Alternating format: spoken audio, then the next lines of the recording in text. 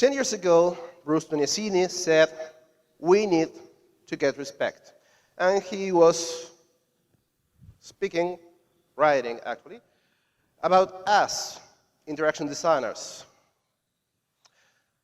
Back in the day, if you were at that party and someone asked you, what do you do for a living? You couldn't answer the question because we didn't have a title. That was the extent of the nothingness we were back in the day. And that's something that Bruce said, we have to work over this. We need to choose a title that works, and we need to start an association to support it.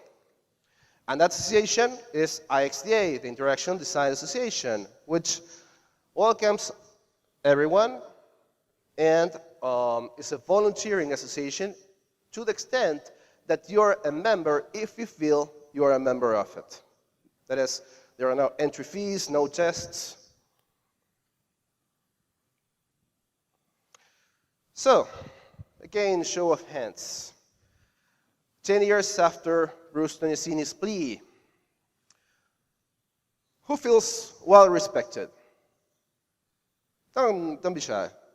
Okay, some of you.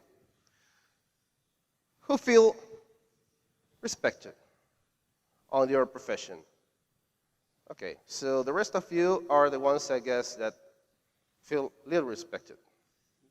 Very little. Okay. So, there's still a lot of work to do. And doctors and architects and engineers, professions that have a lot of respect, lawyers, well, not lawyers. They are professions that have existed for centuries. So, well, perhaps it's just a matter of time. I don't know you, but I would like to get respect, the professional respect that enables me as a professional within my lifetime. So, how we do it?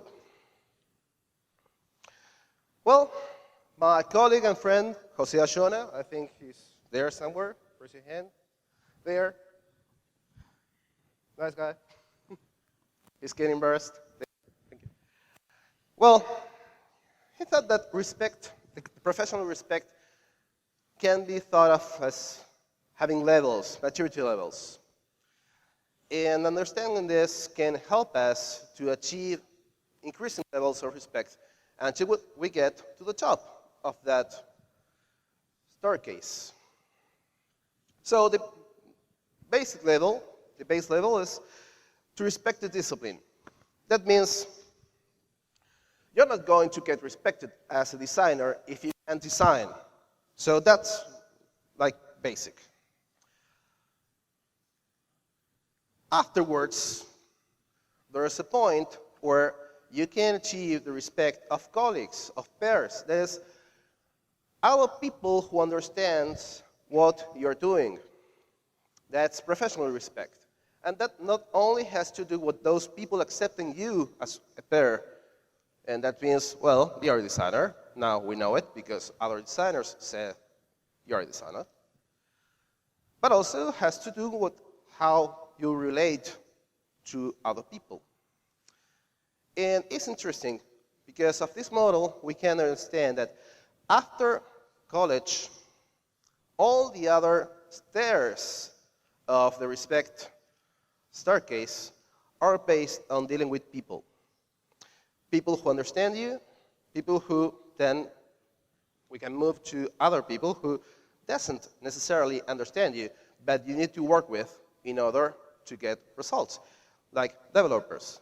Developers who think that perhaps design is about cosmetics, it's about opinions, it's about taste, and it's not something worthwhile. Then, after you find a way to get professional respect from developers mainly, that's the main case, and that means respect the designer, not that you're going to get respected by developers by programming something. because that's not getting respect as a designer. And actually, perhaps you're going to have some kind of conflict if you actually show some programmers that you can program better than them. That happened to me. That you don't want to have that kind of problems. So, after you find ways for those people to work on the same page, or you to work on the same page, or both of you actually finding a space that you can work together, we can aim to get management respect. And managers are interested in things that are not actually the design itself, but the projects being on time and a lot of things that managers care about. And the reputation is on stake on any project. That is, you may think that the design is okay or not, but if the design is not on time, the manager is going to be responsible for that. And some managers are going to deal with that in different ways that we're going to see later.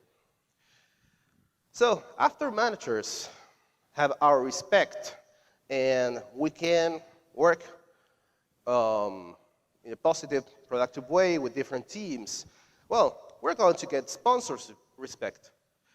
Sponsors are the people who support the project. The definition is simple. If the sponsor says, I don't like this, how this is going, the project is doomed forever. The project doesn't exist anymore. Sponsors are the people who give projects the political and financial support to exist. So we can get to a level where sponsors will say, well, I want an interaction designer on this project because results are consistent, because this and this and that. Not just because I love the word or because I read it somewhere that this is a trendy new thing, but because it makes sense to have a designer and it doesn't make sense not to have one. And after we have successful projects working with all these levels, we can finally aim for universal respect. Universal respect is the term for the respect that doctors have. That is, if your mom is telling one of her friends that her son or daughter is an interaction designer, and the conversation goes which way, well, if it goes like, wow, that's cool, I use this and this and that, or whatever kind of conversation your mom can have about having an interaction designer in the family, versus, well, my son/daughter works with computers. Interesting thing is that we can think of these 6 levels as being grouped on tiers of 2 levels each. And those tiers are like supporting structures for the whole thing. The first one is professionalism. And that starts from the beginning and never ends. The second one is leadership. And leadership doesn't mean to say, I'm a leader. Leadership is how you manage to get consistent results working with other people, especially if you're not in charge. And finally, there's entrepreneurism. That has to do with being able to bring with those skills, with that people, with that support, something new to the world. Something new on your own, like your project. And this has to do with a project that's sustainable, that is perhaps your own life project. It's not just a design project for others, or your own company, or your own career. Also, the last levels have to do with understanding business. We are not going to get sponsors' respect without making sustainable decisions. If you're going to fight with people that's working on projects because we think that this is not perfect, for instance, and we are not aiming for excellence, but something achievable, and we are, I don't know, being problematic for managers, well, that's not going to happen. We have to understand business in order to actually get to the top of this scale. So, today I want to talk about 4 concepts for each one of these tires that may inspire you, that you can look for more information online, that may open you some doors, like the ones I found open, knowing something I didn't know before. And also, I will talk about a process to make all of this work. So, let's start with professionalism. Professionalism starts, well, with college, becoming a designer. And these two levels are the shift from dealing with artifacts to dealing with people. The first concept I want to give you is that there is a huge difference in the acceptance criteria on these levels. Okay? Like the technical level at college, for instance, has to do with the approval of a superior, with someone saying you that this is right or this is wrong. Do it again. That's usually in college. That criteria can be about a person giving you the okay, or that person can be codified in a book or some other artifact, but nonetheless is someone saying that this is right, this is wrong. Professional acceptance criteria, instead, has to do with being able to define and satisfy a commitment, a contract. Has to do with being able, once you have all the details managed on the technical level, to be able to actually say, well, we are going to do this, not this, because of this or that, and be able to actually do that the other person agreed with you that is what they want. The second concept of this level is about communication, about professional communication. Here, communication is not about saying things. It's not about opening our mouths or firing up an email. It's about the kind of communication that articulates people in order to follow actions. And turn off the lights. They're begging for you to turn off the lights. So, this graph that I will just tell you about because you can see it. Well, there are two dimensions here. One is the people who is involved in the communication, in the conversation, whatever. Those are the other party and we. So, when the ball is on that side of the park, it's about listening. When the ball is on our side, it's time to speak. And it's important to understand that this has to be mastered on both levels, that you should listen as well as you're able to speak. That's communication. I think that Randall, the guy from KCD, said that the people who think they are good at communication, but people don't understand them, well, they don't understand what communication is about. So, the other level is about what's being said about, what's being talked about. It can be concepts, or it can be feelings, and usually those feelings are about the relationship, about how you or the other part feel about what's going on. And you have to tend to all those things in order for communication to actually go on productively. That is, you have to empathize, that is, being aware of the other's concerns and feelings about the relationship, about the project, and you have to be able to actually express your own. One thing that I found out is that we designers think that words, thank you, are not our media. And again, this is not about being a designer. This is about dealing with people. This is about, after we are good at design, like a technical thing, we have to reach other people and coordinate actions with them. So this is not about being Hemingway, this is about being productive. One of the things that we designers also are not very well at dealing with is the project management.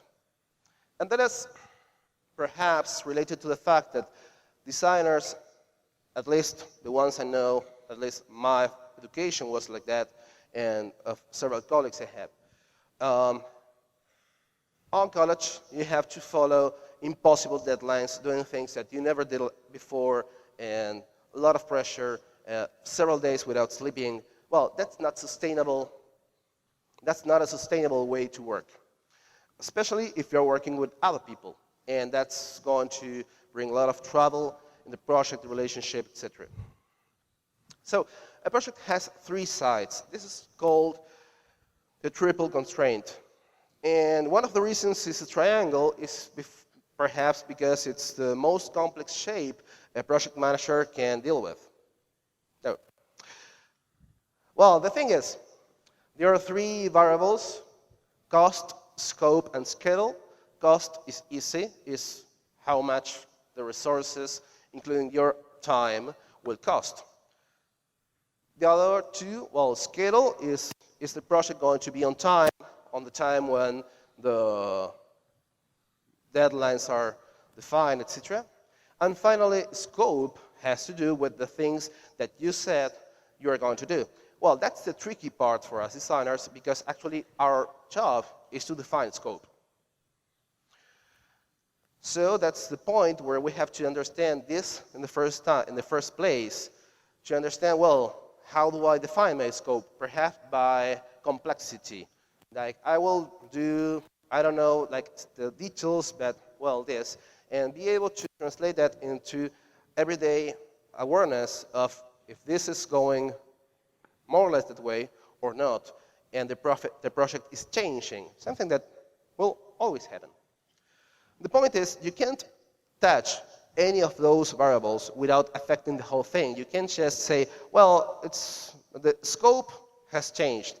Well, but then the other two variables have to change as well. That's why it's a triangle. And if you don't have this awareness, what happens is that at the end, you become aware of all the work, the extra work that you didn't think about, that now you have to do because you didn't speak on time to warn the project manager or the client, if that's the kind of relationship you have, that this is not going as planned. And this is frequent. And the last concept here on the professionalism has to do with not getting attached to design decisions. How to do that? Because it's like, well, don't breathe for like 10 minutes.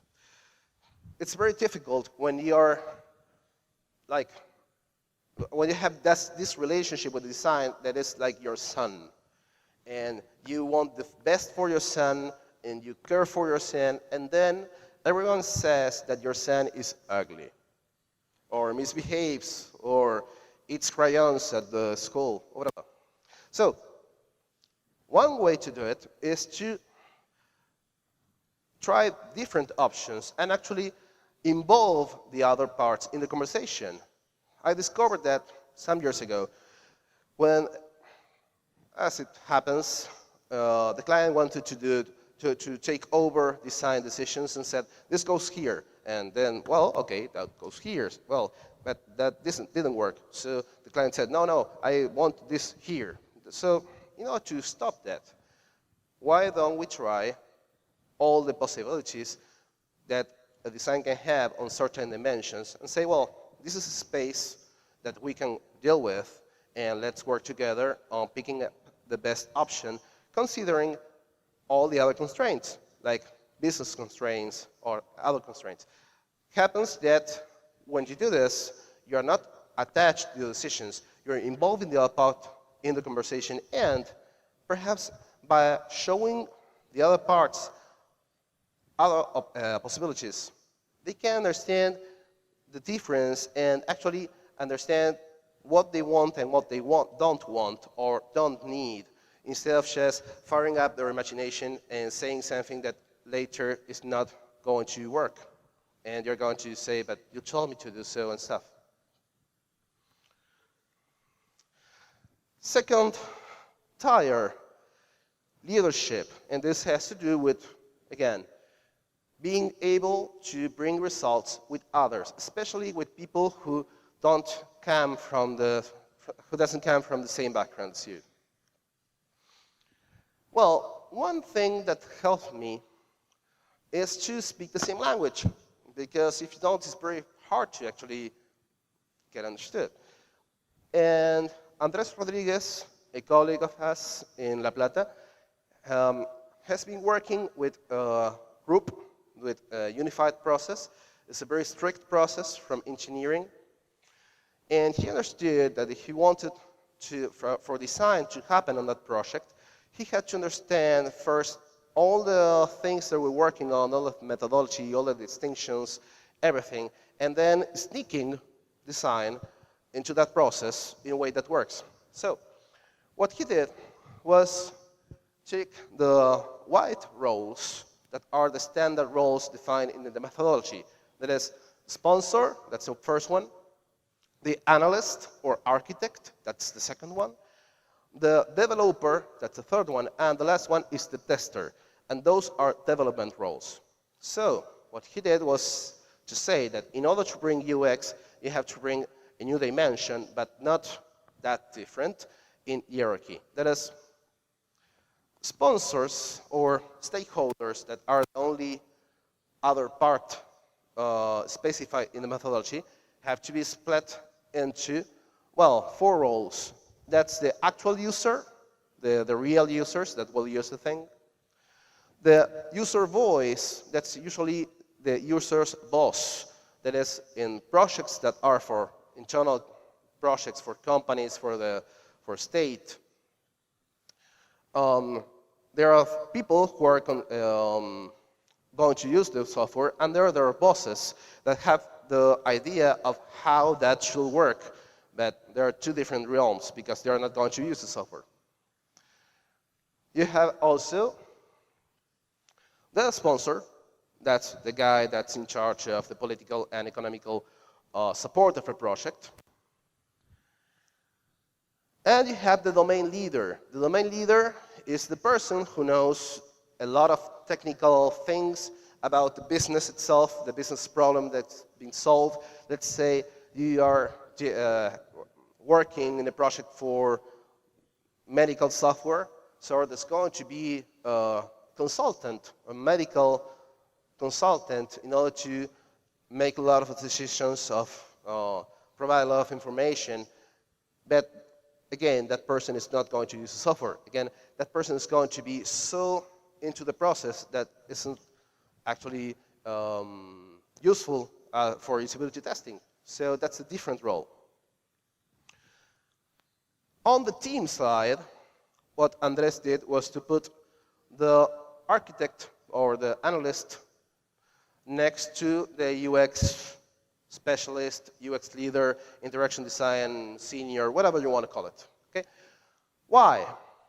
Because design decisions that that position can make can impact the software in such a level that have to be dealt with since the beginning. For instance, an undo function. You can't just add an undo function after the project is defined. Like after all the architecture from the system perspective is defined. You have to do that from the day before the code is going to start its space. The developer has a pair as the UI designer. And another thing is that on this distinction, that means that also some decisions have to be taken together, or who is speaking with who. And finally, the tester on the systems, on the engineering team, is paired with a UX tester. Actually, this is a usability tester, but it made more sense to Andres to say, well, it's UX tester, because we are bringing UX. So it was easier for the people who was working with to understand these roles with those names than other options.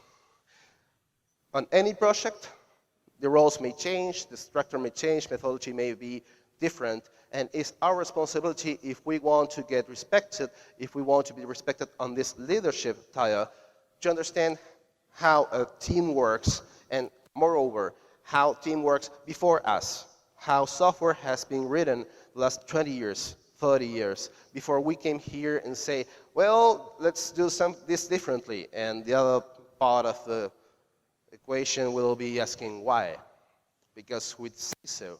No. The other distinction, the other concept that's important on this level is to keep the problems out of the relationship. Because sometimes it's easy to think that the other person has a problem. The person that's bringing the problem or whatever. It's like the other person has a problem. And if we deal with it that way, well, we're going to confront the person because that person is, well, part of the problem. Another way of dealing with this is to think that actually the problem is there, and we are here as pairs to solve it. So that's one way to deal with the fact that many times we're like having different opinions, and if we think that those opinions are not something for us to hold, but are like different visions of something that's outside the relationship, and the relationship is going to be about solving that problem and having opinions, but about that. It's not my opinion, it's how I see that, how I understand that. Well, that's going to work a lot better. That also has to do with something called the Pygmalion Effect. That is, that our expectations influence how people deal with us. That is, if I think that the other people, since the beginning, if I state my relationship unconsciously, thinking that the other people is going to be defensive, to be difficult, that they are going to be a menace to my process all the time, it's very probable that that will influence their perception of us and therefore their actions, and will put them on that way. Instead, if we think of them as partners, and if we deal with them as partners, it's more probable that actually we will have a productive professional relationship. One important part of dealing with people, of defining commitments, of negotiation, has to do with knowing how to say no in a respectful way. And that's one of the hardest parts of all that universe. William Ury wrote The Power of a Positive No. It's a very interesting book. He's a negotiator. And he says that if we just say no, we are, well, being confrontational to the other person. Instead, he proposes another method that works very well, that has 3 phases. The first phase is a yes. Is yes affirming our principles, is stating our principles, having our principles clear. It's very difficult to have a position with someone if you don't have a clear position yourself in the first place. The first step is saying yes, affirming your principles. The second step is that because of those principles, we can't accept an ill-defined commitment, an ill-defined proposition, and we refuse that, we decline that, let us say, in a respectful way. And the third part is, well, saying yes to the relationship and yes to another alternative that will work better for mutual benefit. If we don't have a yes after our no, we're just a rock in the way. We are just being a problem. If you say, well, because of this, we can't do this. This won't work as well, so let's do this. That's a way to establish also limits. And establishing limits is a thing that we designers, we interaction designers should do, because there are many confusions about what we do and what we don't. The fact that we can do some things doesn't mean it's part of our duty. And sometimes we accept some things that, well, will keep us doing those things over and over without actually being able to start doing interaction design.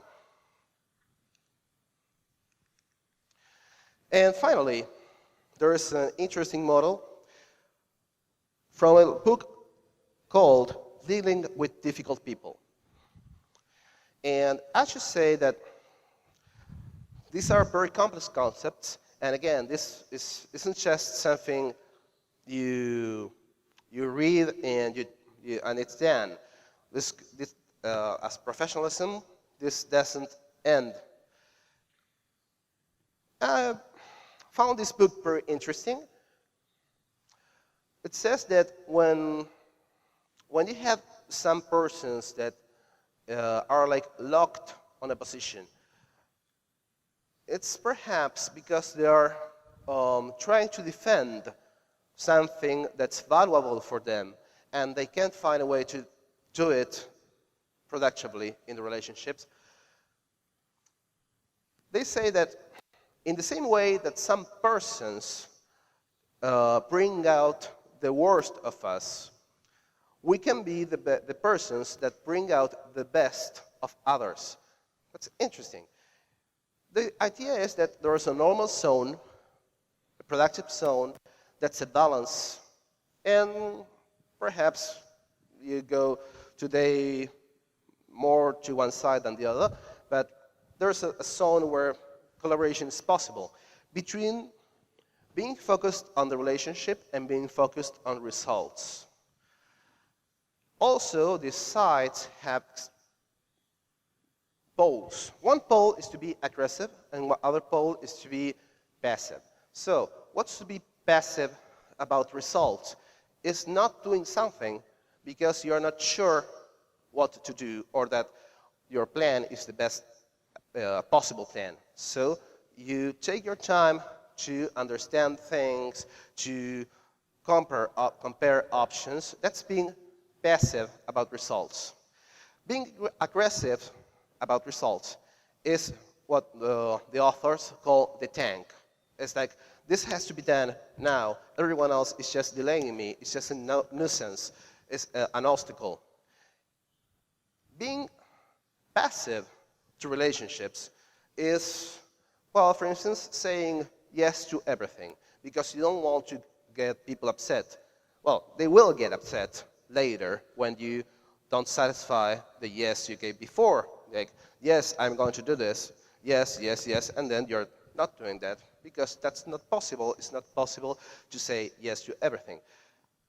And the people who's locked on one of these extremes, like the yes person that looks to get along, when that person has a problem, when that person has this conflict because they said yes to something that they didn't do, they say yes again. So any conflicting person is locked on one of those sides, and we can help to get them again to the center. Well, I was about to forget that, well, the last one is the one that is aggressive about relationships. And that is about getting appreciation. That's about me, me, me, me, me, me. That's being aggressive about relationships. So again, we can understand where these people come from, what they are trying to protect, and working with them in getting them back to the center, to the place where we can work together.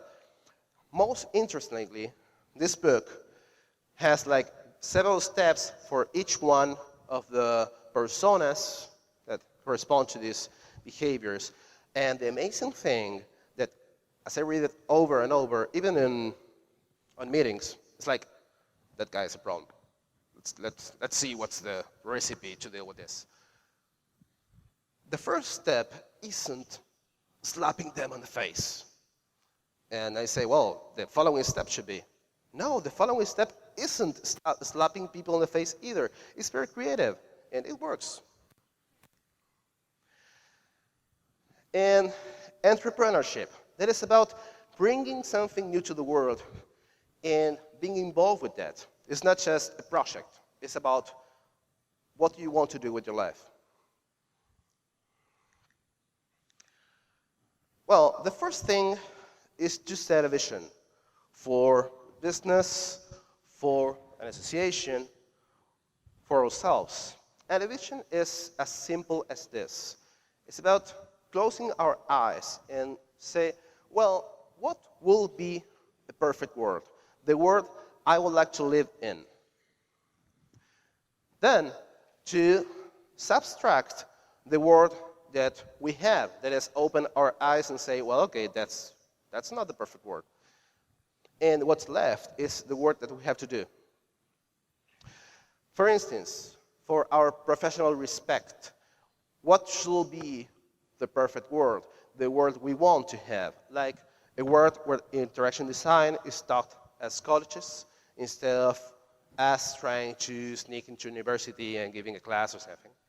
A world where interaction designers are enabled to do interaction design. A world where interaction designers are on pay and respect and responsibilities to others that have the same experience but are working on different fields, like engineers. Well, close your eyes and ask yourself, what world do you want to live in? And then you can understand the work that you have to do is going to be a proposal, an offer, the company or whatever you have to build. So it's good to understand that it's going to have a who, a person that is going to talk to, that is going to address. Also, following that, we can think about what are we going to do for that person, what's our offer, and finally, how are we going to do it? And I will read the IXDA mission that has these three parts. IXDA mission says, we believe that the human condition is increasingly challenged by poor experiences. That's the who. That's the who are we, who has the problem we want to solve? Well, we want to solve the human conditions problem. It's not that IXDA is a professional or just a professional association talking to professionals. We want to actually solve a human problem. IXDA intends to improve the human condition by advancing the discipline of interaction design. That's the what. What are we going to do for the who? To do this, we foster a community of people that choose to come together to support this intention. And that's the how. When establishing this kind of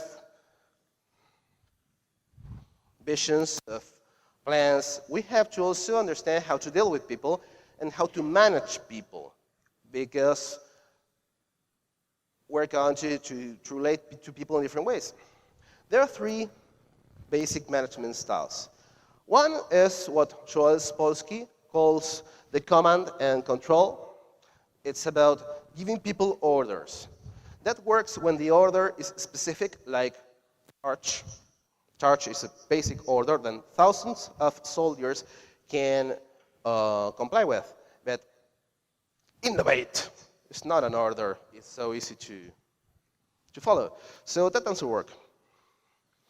Econ 101 is the name he gives to a style of management based on incentives, economical incentives, money. And the problem with that is that it corrupts people. It takes out their own motivation to do things and replaces that motivation with the motivation to earn more money. And sometimes they do the things that you don't want to do because those things are going to give them more money. And finally, there's the intrinsic motivation style of management, the identity management, that is about understanding what people want to do, giving them an objective that sounds with their lives.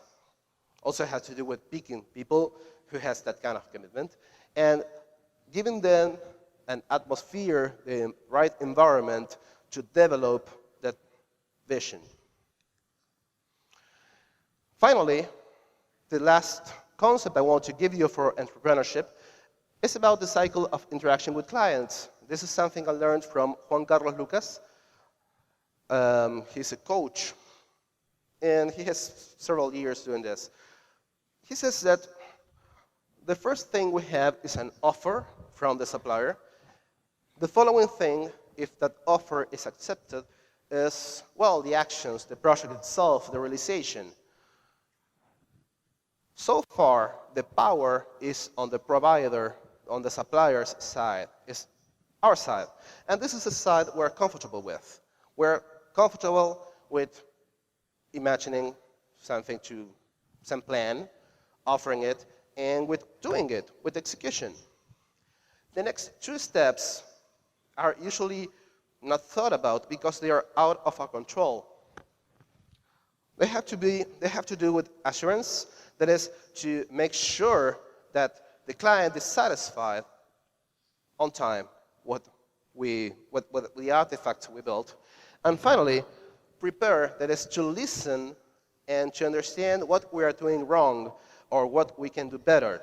And here it's interesting to understand, of all the other roles we have to interact with, like programmers, what we're doing that it's driving them nuts. For instance, our way of finding opportunities of diverging the project perhaps is making them anxious, and perhaps it's one of the things that we can find out how to deal with, not to repress, but how to work out in a way that actually works for both parts. So, the last thing is the power cycle that will power all this on all these levels. And basically, we can understand that we can design our career with the same frame, of mind that we use for designing artifacts. That is, having ideas, building or doing something, testing them, and with that information, learning and going again. And that has a lot to do with what projecting our lives means. On that path, there will be individual efforts and also collective efforts. We may learn our way with some projects, some people, some interactions, but we cannot cover the whole spectrum. Other colleagues can also be doing their own process, their own research, their own learning. And we can gather together and learn from each other and understand a lot of things that we could have not have the opportunity to understand just on our own, with our own experiences. And that's what IXDA is for. That's what this network that I talked about before on the mission, the individuals that want to foster this vision, has to do with. There are local groups around the world. Here in Brazil, there are like more than 20 local groups. And those are the places where you can find pairs to talk with. If they're not meeting, you can ask them, well, let's have a meeting next week or the week after that one. 15 days is a good time spent to plan things. Let's meet again, let's talk, let's exchange experiences. And if your city doesn't have a local group, you can apply for one on ixda.org/local. Because that is the way that is one of the tools, or the most important tool we have to build that respect that we want for other professions and ultimately from the world. So, thank you very much.